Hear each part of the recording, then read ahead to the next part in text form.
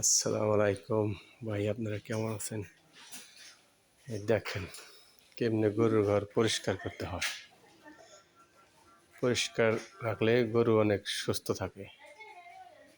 ঠিক আছে, এই দেখেন সব জায়গাতে পরিষ্কার করা হয়েছে। ঠিক আছে, দেখেন গরু পাললে এরকম জোগাল করতে হয়। এরকম জোগাল করতে হয় গরু পাললে।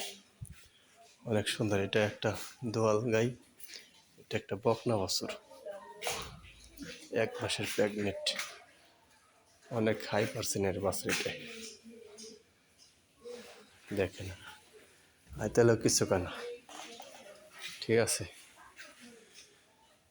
আপনারা ভিডিওটা সুন্দর করে আপনারা দেখেন।